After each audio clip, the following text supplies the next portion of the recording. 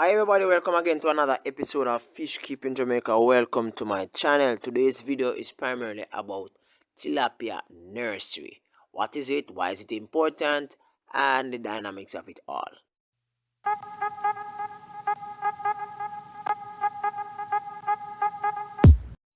Okay, so I am focused today on nursery, and for emphasis, I'm going to be looking at Danny Bunting's nursery section. Now, a nursery, as you all know, whether it's for adults or whatever creature it is, whether aquatic, animals, husbandry, it depends on what area you're at.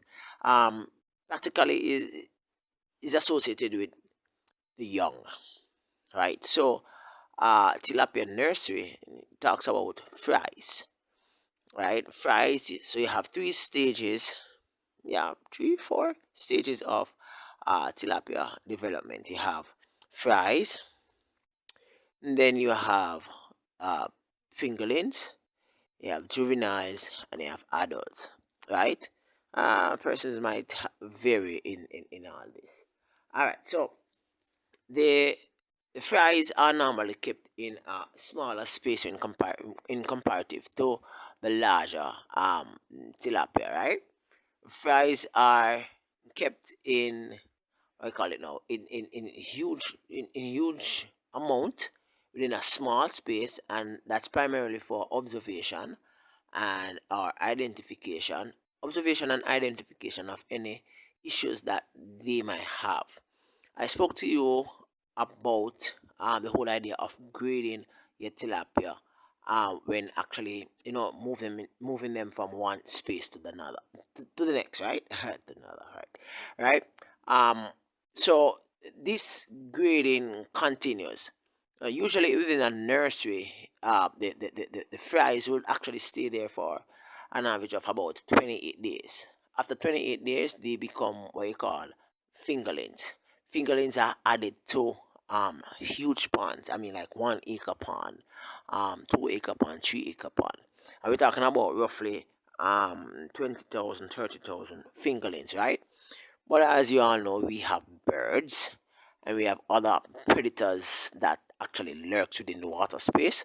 So out of that 30,000, you can look for probably about 25,000 or a little less, probably. But I know that it's an average, and we're talking about a large fish farm here, right? It does happen to me, who is like a backdoor tilapia fish farmer. So don't feel as if it is only large fish farmers actually go through all this. I experienced them fly nymph. I experienced frogs in my ponds. I experienced the only thing I've never yet experienced, I don't know if it really happened, is actually birds actually coming swooping down and actually taking out my fries and actually consuming them, right? I've seen that on a regular basis on the different farms in which I've actually visited, right? Okay, so let's go back to the nursery. The nursery has uh, a regiment, a process by which fries are actually moved from one space to the next. As they get larger, or should I say, as new fries comes, they are actually moved down the line until they automatically reach that threshold where which they actually move to a larger space. Now, fries are fed different feed in comparative to um, the fingerlings and the juvenile and the adults, right? They are fed with sex reversal hormones, and this is not only synonymous with the farming which I'm actually sharing to you right now, but practically throughout the entire island, right? Um, those persons who actually farm tilapia.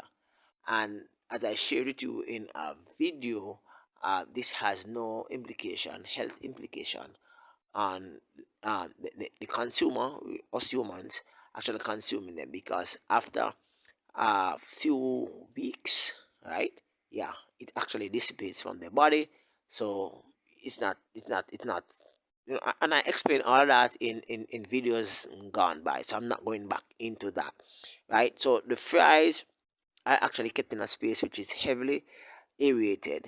It's not um it's not well, it's preferred to be aerated than you have water actually going in and going out. right? So you do have some amount of water change because there is a special design system that is within each space that actually remove the water and takes it to the relevant place where it is filtered and it is returned on a cycle, right? However, the space is heavily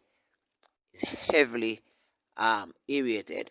Also, you notice that the ponds, um how should I say, the containers within the nursery are actually kept covered, right? And this covering is primarily so as to protect the fries from being consumed by predators coming in, right? So this is something will happen, whether it is on this farm or it's on another farm. It does happen, right? You can't prevent that, but you're just trying to limit the whole process, right?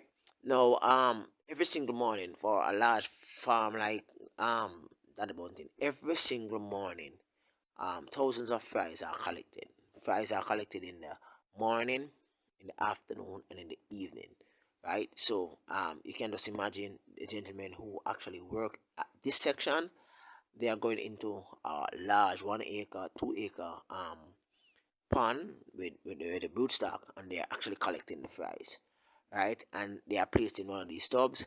And as soon as one of these tubs are actually filled, it is practically the same time for probably one at the end or in the middle.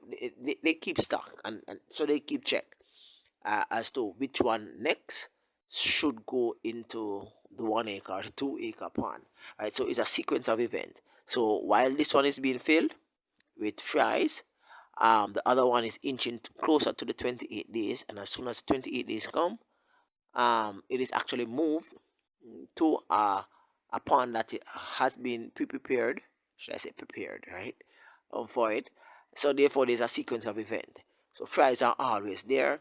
Fries are always going into new ponds, and as ponds are actually dropped, or should I say harvested, ponds are rested, and then water is actually pumped within the pond.